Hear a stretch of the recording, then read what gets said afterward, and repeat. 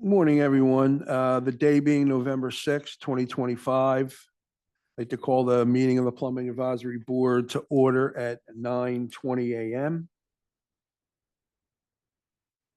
Please let the record show that Mike Bellotta and Shane McNulty are absent on excused leave.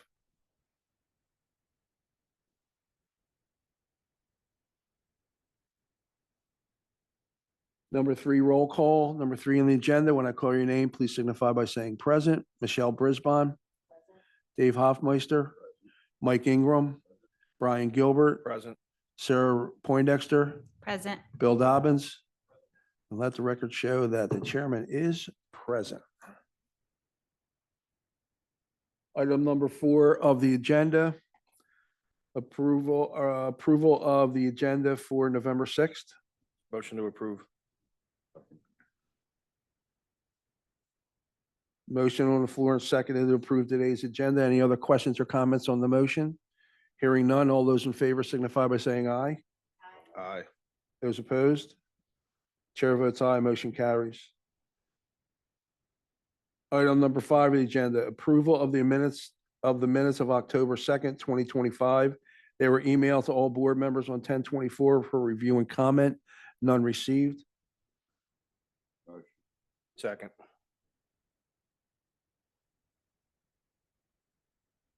It's motion on the floor and seconded to approve the minutes of October 2nd, 2025. Any other questions or comments on the motion? Hearing none, all those in favor, please signify by saying aye. Aye. Those opposed? Chair votes aye, motion carries. Thank you. Item number 6 of the agenda, open discussion. This is where Shane would normally fill us in a little bit on the upcoming cases. I can do that to some degree. I've talked to Shane about this. Shane happens to be in training all week, so that's why he was unable to join us today. So in looking at the appeal and in looking at the drawings, obviously many things come to mind, questions come to mind. The first is accessibility and different things like that. So from what Shane is telling me, these appellates have already went to the zoning board and they've gotten relief for the size of the bathroom. So basically, the only issue that we need to take up today is the fixture counts themselves. In the Philadelphia Plumbing Code, it dictates for this use group, there should be 1 water closet and 1 lav for the men's and 1 water closet and 1 lav for the women's. So what we are going to be looking at today will be relief on them fixture counts. We're all accustomed to doing that. We've heard many cases, like this in the past. I know there's some questions. I know that some board members have some questions about the use and, and some different items there. So we will get into that when the hearing starts. Does anyone have any immediate questions on the upcoming case that we could talk about beforehand? Okay. Hearing none,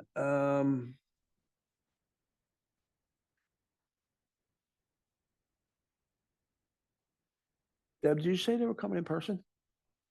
Okay. Okay. Okay. All right. So with that, I think we will recess until the appellates are present for the first case. Deb, can you, Kelly? Yes, Chair, I am here. Thank you, Mr. Kelly. Please show us on record. Good morning, everyone. Today being November 6, 2025, we will be hearing case number MI 2025-006-779 for 14 East Jefferson Street in the city of Philadelphia. Board members, prior to today, has any board member discussed any information in whole or in part with the appellate or anyone directly or indirectly involved with this case? Mike Ingram? No. Dave Hoffmeister? No. Brian Gilbert? No. Sarah Poindexter? No. And outside of department staff, the chairman has not had any communication with the appellates. Good morning, ladies and gentlemen. Thanks for coming to see us. We would like to explain a little bit how we're going to facilitate the proceedings this morning. In a moment, we're going to swear everybody in, and then what we're going to do is we're going to allow you ample time to present your, the nature of your appeal, the reason for your appeal, and talk about the exhibits that you provided to the board. When you testify, we will ask you to make sure the green light is on. Okay. Speak close to the microphone. And when you testify, please state your name and spelling for the court reporter. Okay. Right now, anyone who will be providing testimony today, please raise your right hand. Do you swear to tell the truth, the whole truth, nothing but the truth, so help you God? Yes. Yes. Thank you. If you could please state your name for the court reporter and proceed with your presentation. And thank you for the detailed exhibits. They Sure, yeah. were very helpful. Sure. Yeah. Joseph Lockwood, Joseph Lockwood.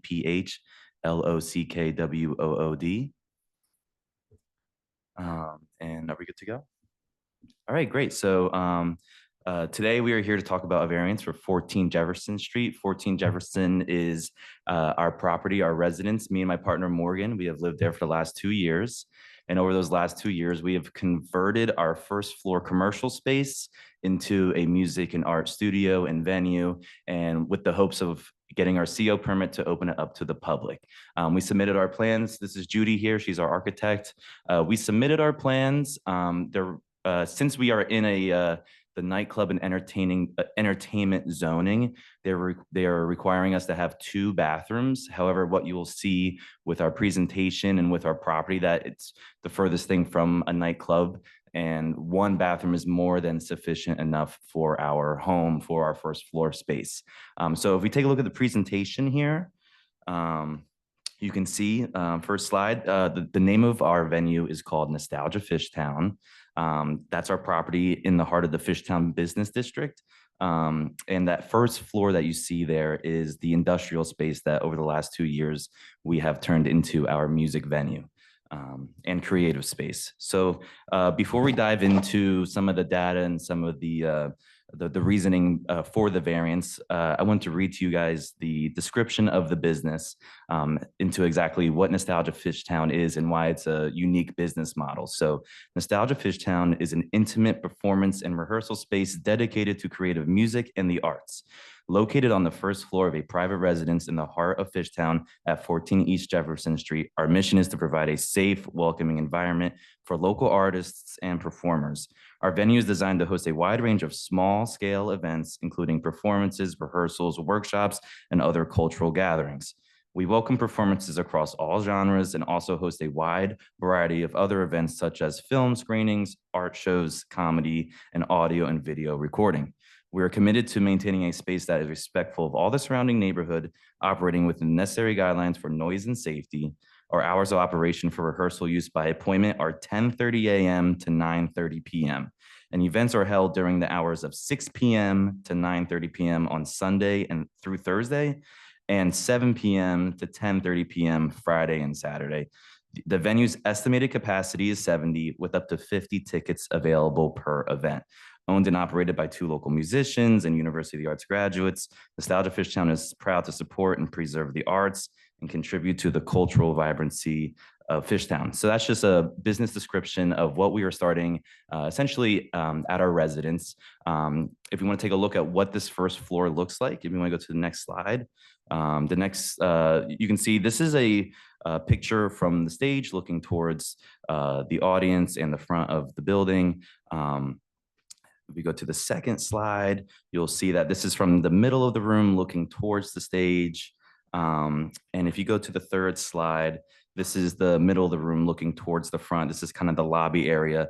And a couple things I want to point out with these pictures. Number one, our space is just a direct extension of our home. This is not like a ground up built nightclub or music venue. This is just an extension of our home, and that's what people feel when they enter our space. The second thing I want to point out is that this is all pre-commercial construction. So a lot of things in terms of a fire retardant ceiling is going to be put in, front doors are going to be put in. So it's going to even look even better than these pictures now after commercial development. And on top of that, we are going to, do everything up to code, and of course, change the PVC piping to cast iron. And that is going to make the layout a little different as well. If you want to go to the building plans on the next slide, something that I want to point out, if you look at the building plans here, if you direct your attention to the current bathroom, it has a double wall in there. That double wall is going to go away with the replacement of the PVC piping with cast iron. So the existing bathroom is going to, it's going to be like around 30% wider than it is currently displayed in the plans. And a second thing I want to point out in the plans that's very important to the functionality of our space is the storage room right next to the bathroom. We host a wide range of events like stated in our business description, and that storage closet is extremely crucial for having all of our equipment, so people aren't stepping on it, so it's not bottlenecking the space. That storage closet is very important for us. And if you look, we're right in the middle of the heart of Fishtown, right near Frankfurt Street, very commercial area. And we are changing the storefront or the front of the building to be more of a storefront. We're putting a lot of investment into making it ADA compliant by making it street level accessibility. There's some general notes there as well. If you have any other questions about the plans, Judy's more than welcome to answer them. But let's proceed to the next slide. This is where our strongest argument is for the variance. So we have a very unique business model. Like I said, this is a passion project for us. This is in our home. We spent the last 2 years cultivating this space. And how the space is going to work is the majority of the operation is going to be for rent. So if you look at the graph here, you can see the blue. Do you guys, is yours in color?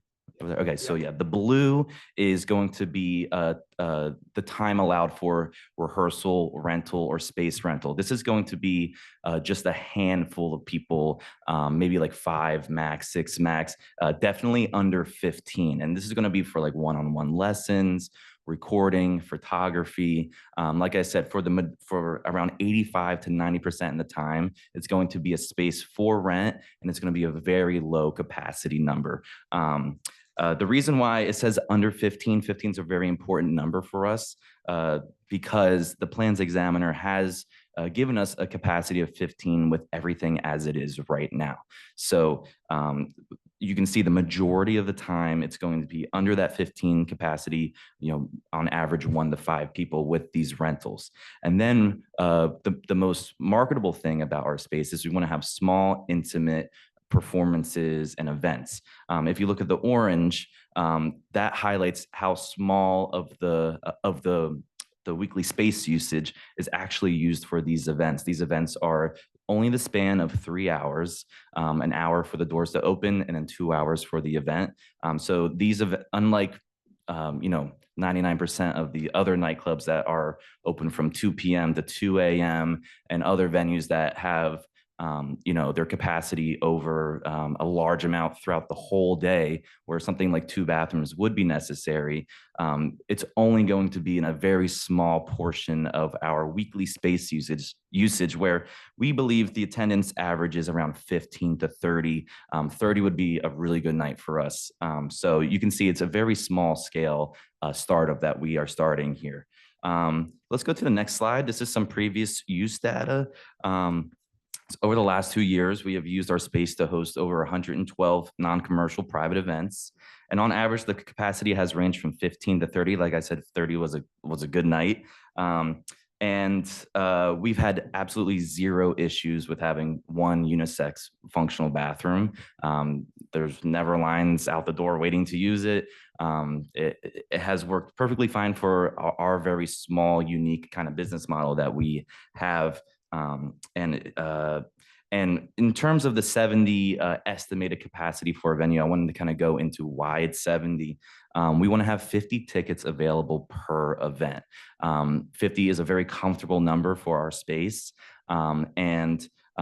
Like I said, with the average being around 15 to 30. However, the additional 20 is a little bit of a safety net for performers and people working the event. So let's say there's a band or two, that could be already an additional 7 to 10 people. So that additional 20 on top of the 50 attendees is a safety net for those additional people for those events.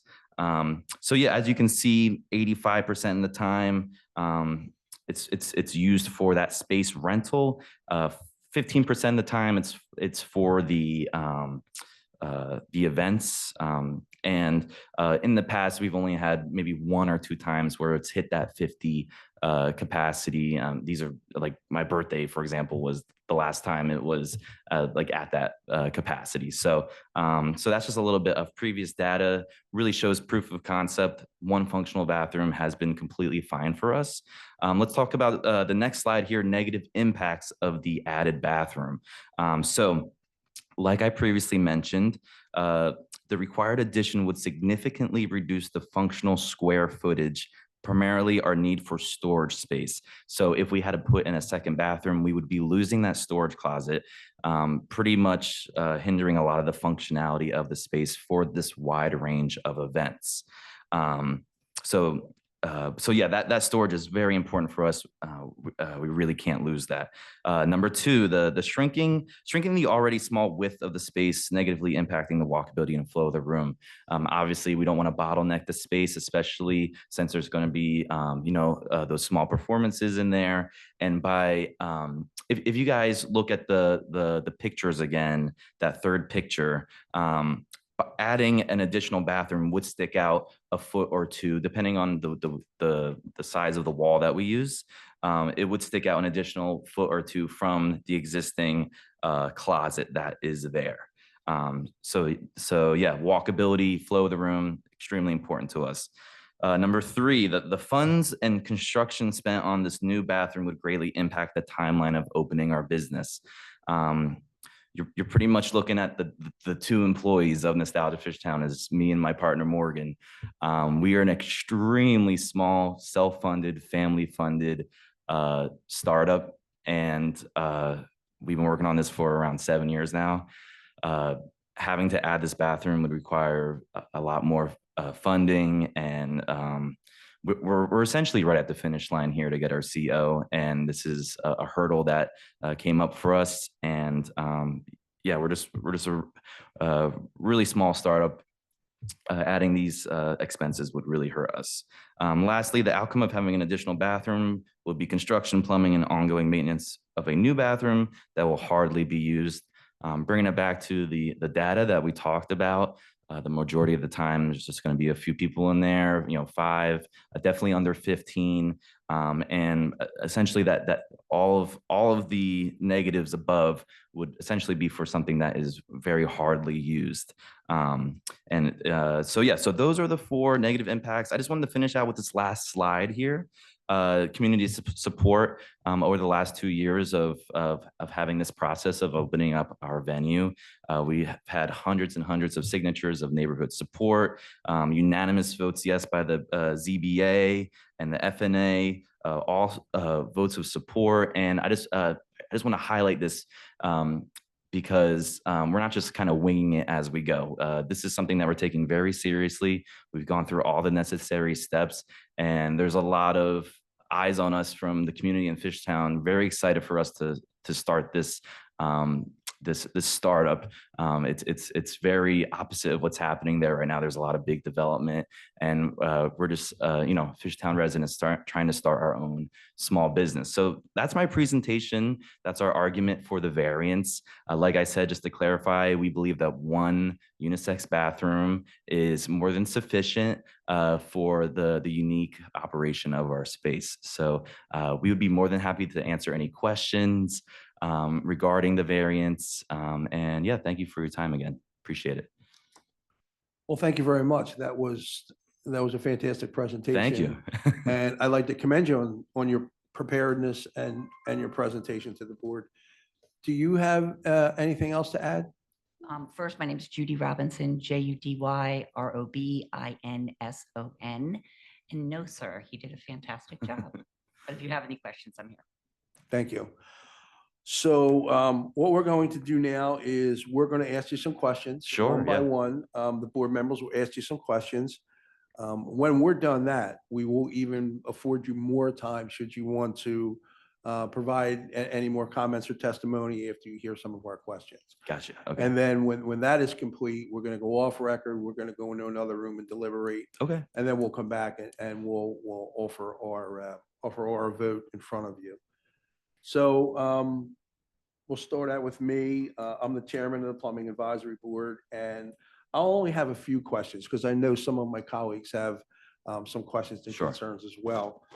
There's a couple of points of clarity. You know, you mentioned this is your home, then you mentioned commercial space. It's probably important to establish that the zoning of the building is residential, correct? No, it's a mix. Sorry, I did forget to mention that. It is a mixed commercial use. It's a CMX3 commercial and residentially zoned building. And you actually live on the second floor? We live on the second floor. And like I mentioned in the last slide, we've already gotten approval by all the ZBA and FNA for the usage of entertainment, assembly and entertainment. So everything is good to go for the usage of the space. Unfortunately, it puts us in this nightclub category, and that's why we are so different from the plumbing of those other places, and that's why I'm looking for the variance. So could you tell the board a little bit about some of the other approvals and for what that you've already obtained, like the zoning board? Sure. Could you explain to us what relief you actually got or what rulings you got from the zoning board of? Sure. Yeah. So in our category CMX3, in order for us to use the space for assembly and entertainment, there's a separate category called special exception, right? I wanted to make sure I got it right. Yeah, special exception. So what that implies is since it is an entertainment usage, you just have to get extra approval by your neighborhood association and the zoning board of adjustment in order to use that space for that special exception. So over the last year at this point, we've campaigned and gotten, like I said, hundreds of letters of support. We've had unanimous votes yes by the ZBA approving our usage of the space. And yeah, we're just in the process of getting our CO at this point. Yeah, and I'll talk about that just a little. So we, excuse me, we applied for a building permit because, as Joe mentioned, sorry. As Joe mentioned, we wanted to change the storefront from a garage door to an ADA compliant entrance. So we actually put in for building permit. And during the building permit process is when the comment regarding the single bathroom came up. So in order to get our building permit, we need to see you all and go from there. And then we'll have our building permit and they can start construction. So that raises an interesting segue to accessibility. Sure. You mentioned you're going to put an accessible entrance in. Obviously, this bathroom is not accessible. Right. Has anyone from the department or through plan review, when you're applying for a building permit, has there been any talk of the accessibility of the bathroom itself?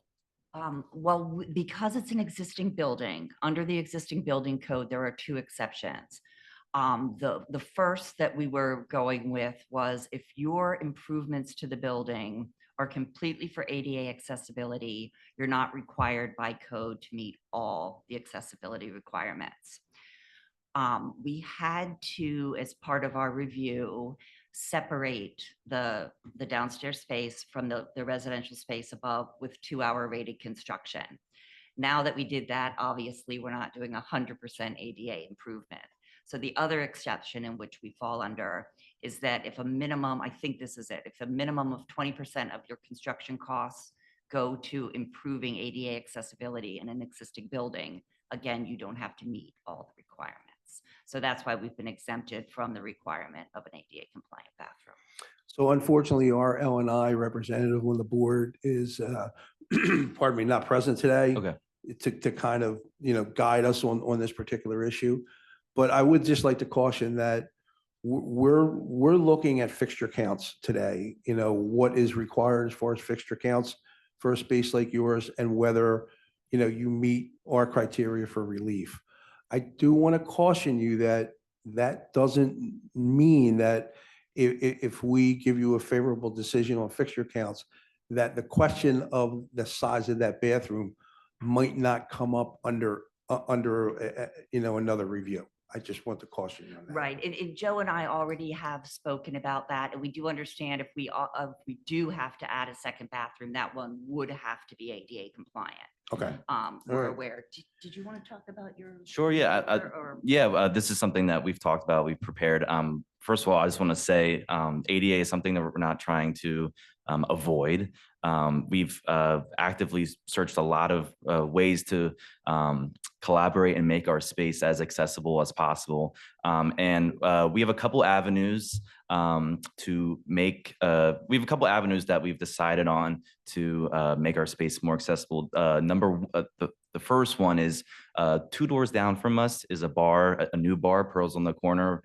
We have a great relationship with the owner, Sean. And today we brought a letter of collaboration and support that he has signed saying that any patron from our venue has access to their ADA bathrooms, which is street level. And it's maybe like a 10-second stroll from our place to their place, 25 feet or so, 30 feet. So yeah, Sean has signed that letter of collaboration so that we can have verbiage in our place saying, You have a copy of that letter? we do, yeah. Would you be able to provide that to board counsel? Sure. And he will enter it in as one of your exhibits and he can share that with us? Sure, yeah. And essentially, what that allows us to do if we go that route is have verbiage in our bathroom saying additional ADA accessible bathrooms available at Pearls on the Corner. So I got the idea. I was at Cherry Street Pier, and I'm looking at the beautiful water, and I see a sign, and it says additional ADA bathrooms accessible at Fringe Bar, and I was like, you know what? That's a good idea. Let me talk to Sean about this. So that's something that at the second avenue, and like you mentioned, we're talking about a variance for quantity of bathrooms. Like we're requesting the one. If we have to make that one ADA, that is something that obviously it's going to. If you go back to the negative impact slide, it's gonna hurt. But the most important thing for us is just having one fixture. So like I said, those are those 2 avenues. We have the written signed letter, and the essentially collaborating with another business on our street. And again, the most important thing is just having the one bathroom. So yeah. The 70% occupancy load, is that just for the first floor space? The 70 person occupancy estimated load is just for the first floor. Okay, Yeah. wonderful, wonderful. And, we discussed some of the potential negative impacts to the neighborhood. Mhm. Have you considered any parking? What's the parking going to be like? So there is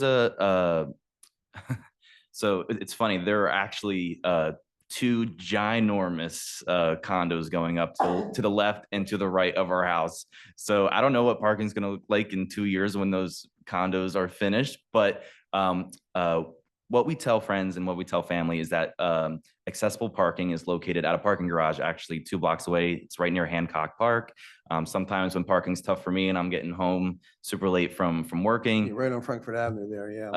I'll I'm just familiar with park in that. it. So there's a lot of lots near us. Obviously, you have to pay, but yeah, that's Okay. Yep.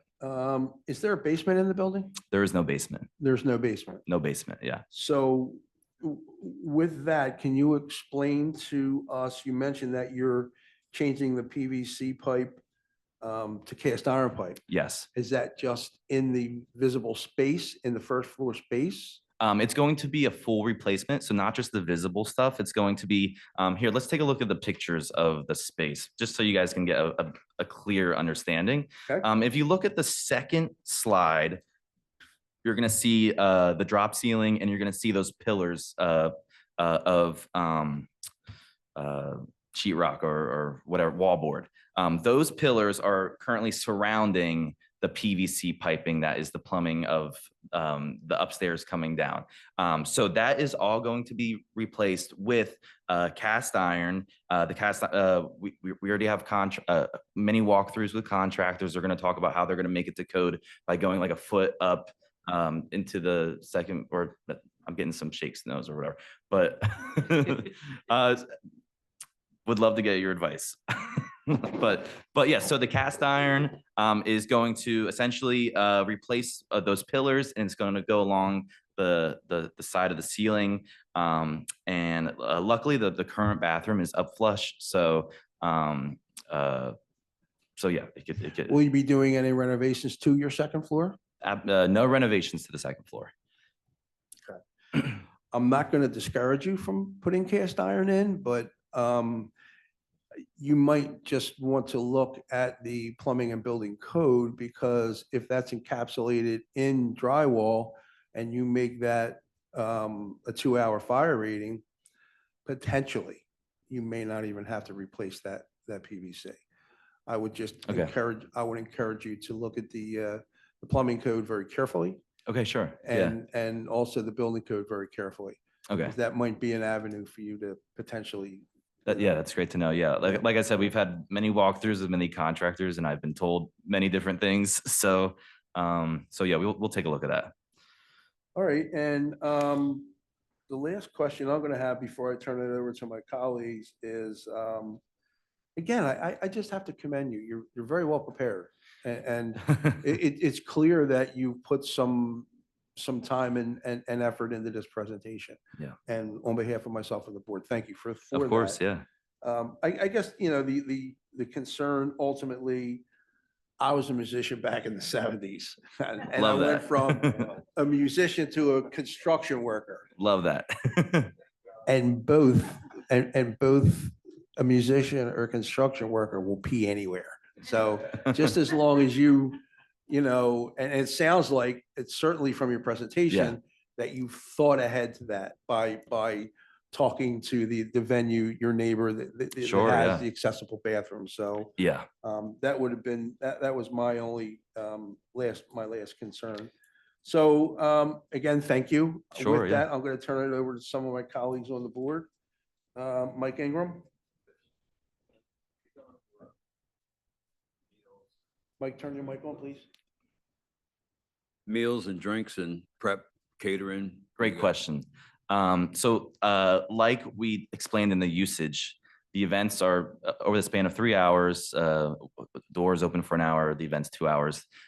We have absolutely no plans to serve food or alcohol. It's just going to be BYOB and BYO food. And yeah, that's the main focus is essentially just, creating the performance space in Fishtown. And what about janitorial? How do you address that? So like I mentioned earlier, the storage closet has a lot of our cleaning products in it, mops, cleaning supplies for the current bathroom. So yeah, it's something that we've already been using, keeping the space clean. So those mops are going where? They are currently in the storage closet. Yeah, I mean, once they're in use. Now, do you disinfect and keep the facility clean? Where are you going to facilitate that? So how you dumping your buckets and cleaning your Oh. mops and stuff like that? Oh, gotcha. Okay. Well, yeah, we have a Swiffer, and then we have a mop that once we have the water, I essentially just dump it on the sidewalk. I don't know. No, you're not. No, you're not. Okay. dumping this. I put it wherever the code tells me to. Okay, thank you. Yeah. That's a great answer. Uh. Some of my other colleagues will get to this, but we'll go there. Do you have you mentioned BYOB. Sure. Do you have the proper permits for that yet? No, like I said, we're just trying to build the place at this point. Understood. we know that this is not the final hurdle.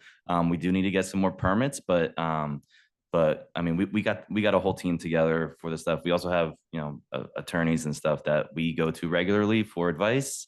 It sounds like you're not going to just do something. Yep.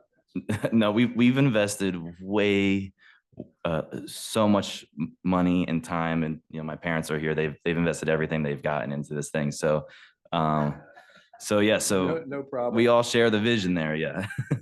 Next up, Michelle Brisbane, I don't have any questions. Thank you. Bill Dobbins, Sarah Poindexter. So you mentioned an upflow toilet. Can you talk a little bit about that? Sure. Yeah. So the existing bathroom, since there is no basement, the existing structure has an upflush toilet because there is no gravity. There's not enough gravity. Sure. Yeah. Okay. So that's what we have. Sarah, can you get them to explain up flush? So I think it's a pump with a force main. So you have a macerating toilet in there. Yeah. Yeah. When you flush it, it up flushes it. No. Yeah. So as Sarah, excuse me for one Okay. second, just another word of caution to the designer. That particular type of fixture under the Philadelphia Plumbing Code is only acceptable in 1 and 2 family dwellings, not commercial. So it's just one other word of caution. Okay. I mean, And I'm definitely not a plumbing expert and I won't pretend to be. So if we had to do a new toilet, what is the option of the commercial option for? You would have to dig up the floor and put a pipe to it. So, Okay. Okay. Sarah, I'm sorry, please continue. So the upflush is not part of today's no. request. Okay. I guess, the other concern, I guess, with maintenance, so you talk about the closet with the tools, I guess, like in your lease agreements, if the toilet were to plug up and, Mhm. who is actually responsible for maintaining it? Will it be the folks who are renting the space? Well, me and my family, we own the building. Essentially, when people rent out the space, we are just there Be working. present, Yeah, we're managing. present. Yeah, it's not like You're we li- locking your side and leaving and they're using that. No, yeah, space. yeah, we're not just telling them through a camera what to do. We're gonna be there. Okay. Yeah. Okay. And I guess I would I understand the need for that storage space. I'd be curious if there could be a portion dedicated to that restroom with maybe a drain, but it sounds like there's no gravity, so that might not, but maybe to have a portion of it kind of directed towards the bathroom, so you're not taking out mops and bringing it around into the bathroom, but maybe have a little door or something where you could, access those cleaning products. But that's all I have. Thank you, Sarah. Thanks. Brian Gilbert. Yes. So you had stated that you plan on renovating this current bathroom, right? You said you're gonna, Well, obviously, as we've learned, there might be some more things we have to look at, but yes, we want to, the main thing is getting rid of the double wall. That's the double wall that's against the partition. Yeah, it's against It looks like- the existing brick. Yeah, so Yes. it's the existing brick, the PVC, and then the second wall. So what we want to do when we do these renovations is get 30% more width of the existing structure by getting rid of that wall. Okay, so when you do this work, the plumbing fixtures will have to be removed, at which point you will be required to pull a plumbing permit. Okay. Yeah. Okay, you're gonna have to have a licensed plumber. We acknowledge that. Yeah. Of course. That's gonna open you up to section 405 of the Philadelphia Plumbing Code, where you are required to have 15 inches clear from center of either fixture. Okay. On top of the fact that you're gonna have to, all your drainage material is gonna have to go in metallic. Also, we do have a provision in the drainage section of the code that if a fixture can drain by gravity, it must not be pumped. I keep hearing no gravity, but there's no gravity without excavation. Excavation is an option because it looks to me like you're current first floor bathroom is on the same wall where the stack comes up, that drain has to go somewhere, right? It's just underground. It's not like it doesn't exist. Just to clarify, so the current PVC piping is not underground. It's above ground. Yes.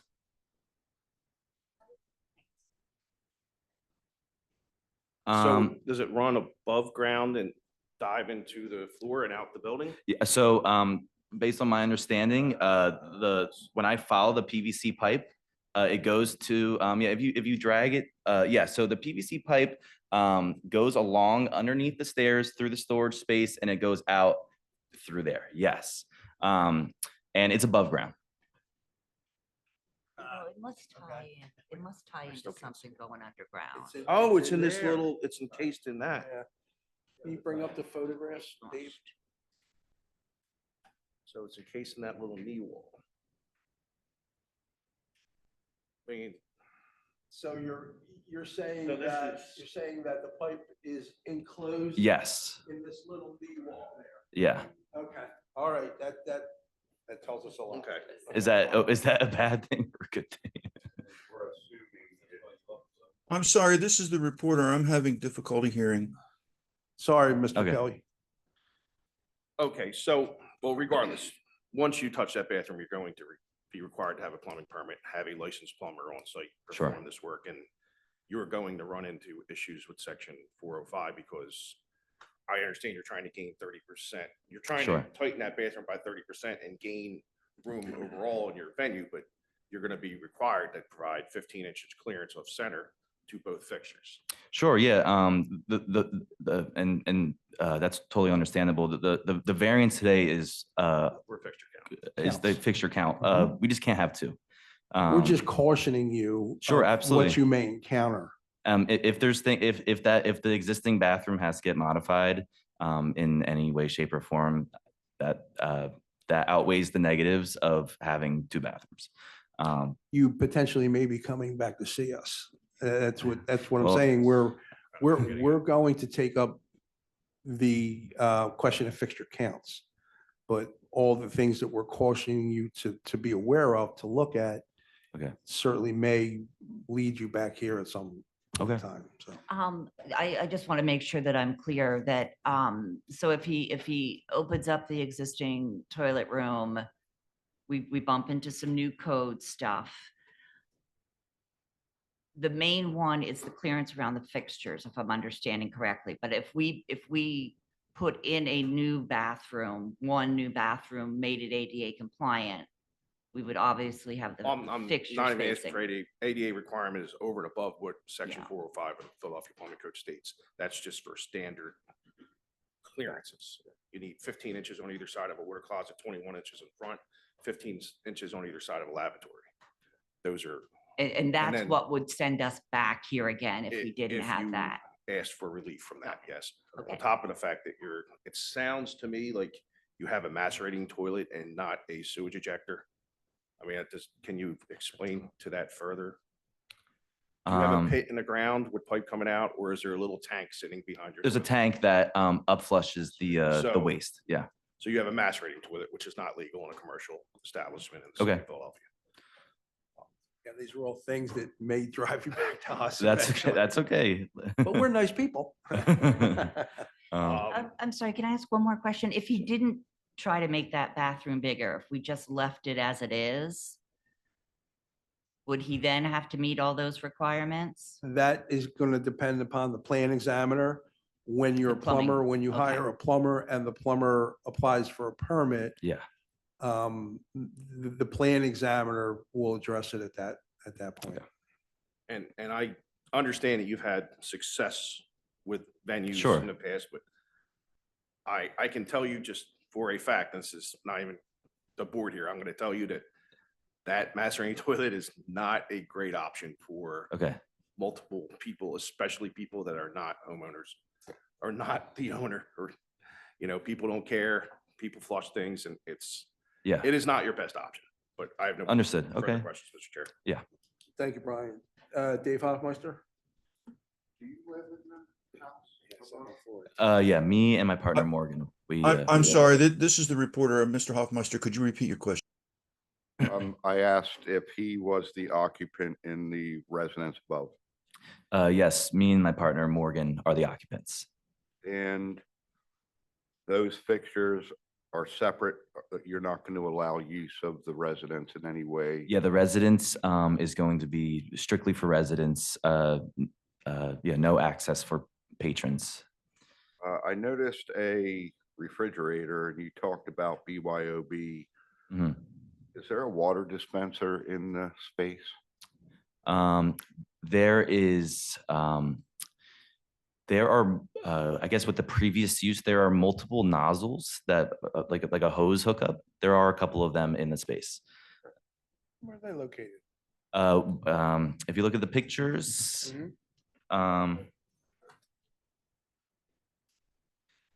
if you're looking near the bigger partition, it is located bottom left of that, right above where the enclosed like knee wall is.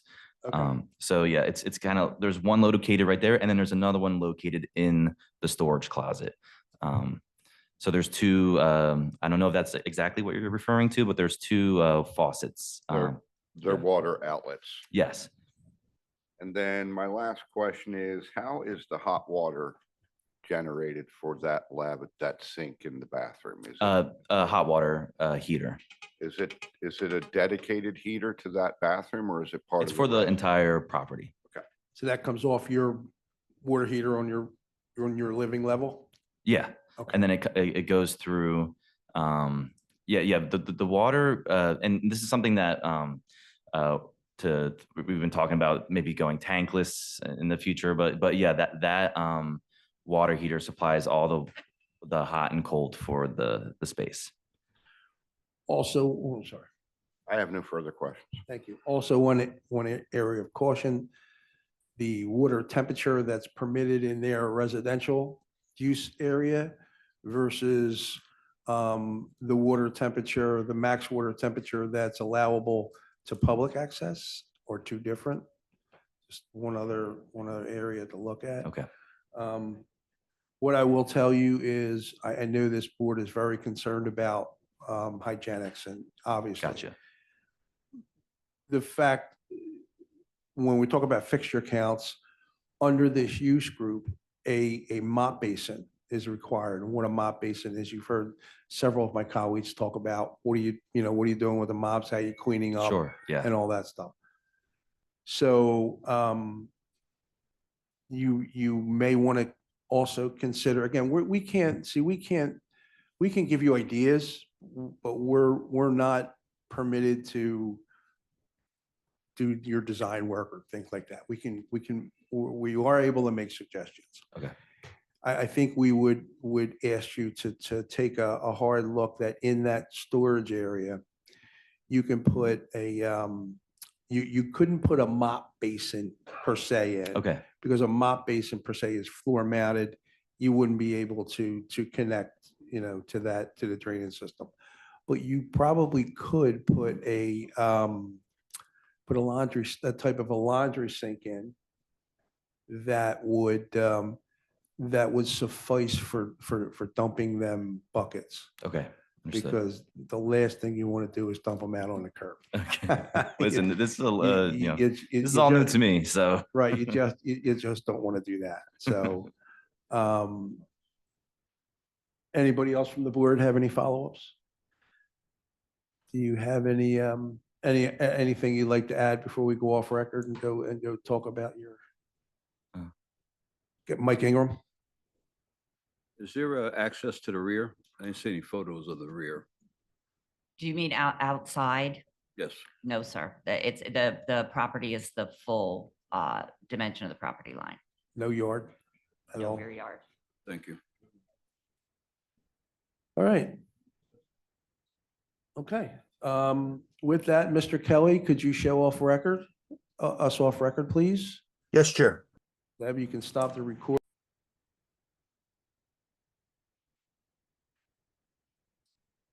You got us, Mr. Kelly? Yes, Chair. Thank you very much. Today being November 6, 2025, we continue to hear case number MI 2025-00679. Board, what say you? I motion to approve the request for variance relative to the toilet room fixture count as described in the notice of permit refusal. Second. There's a motion on the floor and seconded.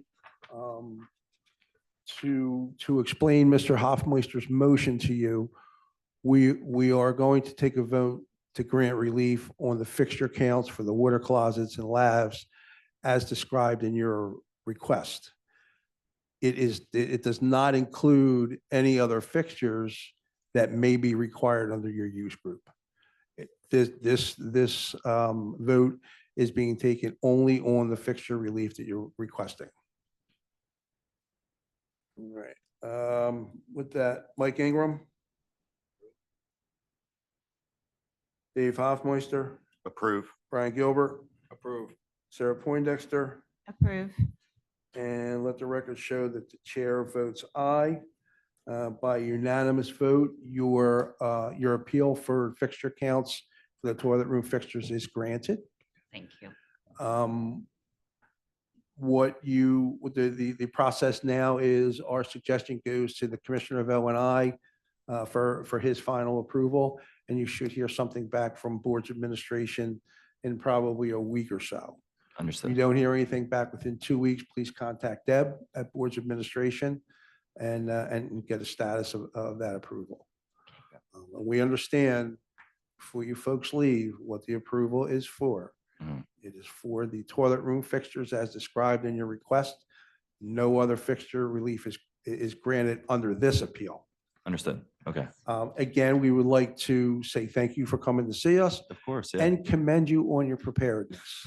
It's very important to me. If, So. well, that's clear. If we had other appellates to come in as prepared, it would make our lives a lot easier. Okay. I'm sorry. Do you have any other questions for us before we conclude the case? No, thanks for your time. Yeah, thank you Yeah. very much. With that, that concludes the testimony of case number MI 2025-006-779. Mr. Kelly, you can show us off record and you are excused. Thank you, Chair. Everyone have a good day. Thank you. Oh, no, it's still, our stuff still stays on recorded.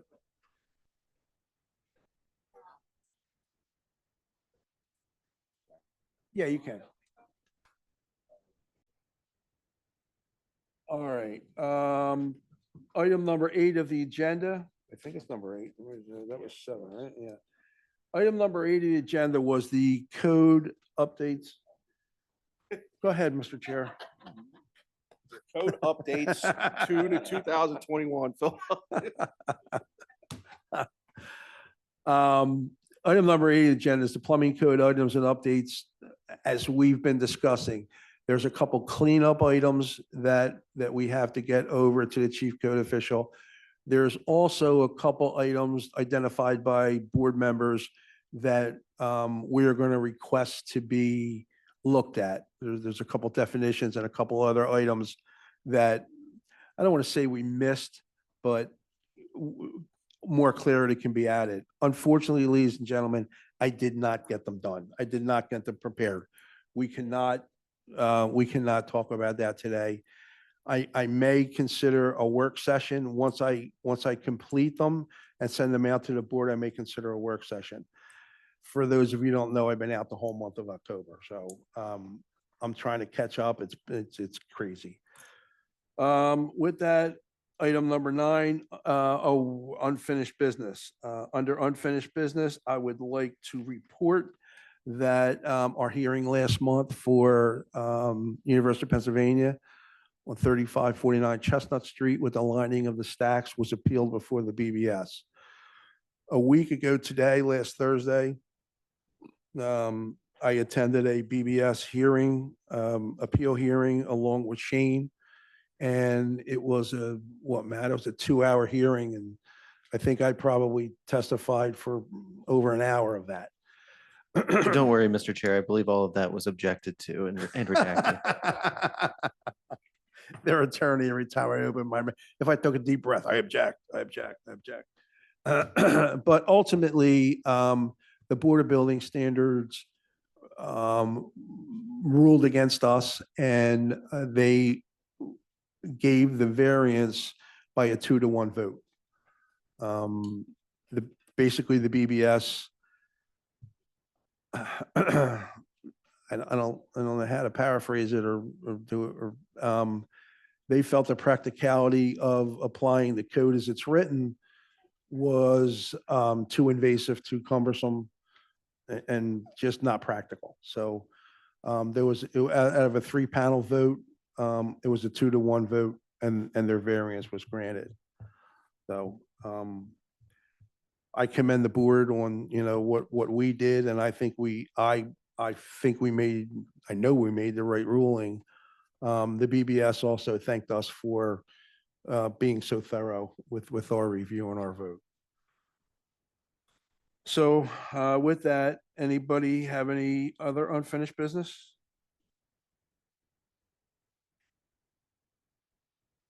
Hearing none.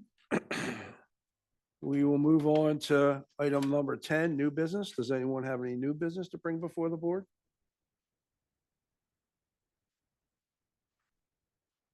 Sarah's got to catch a train, so item number 11. Please be reminded, our next meeting is scheduled for Thursday, December the 4th, right here in this room, beginning promptly at 9 a.m. and scheduled to end at noon.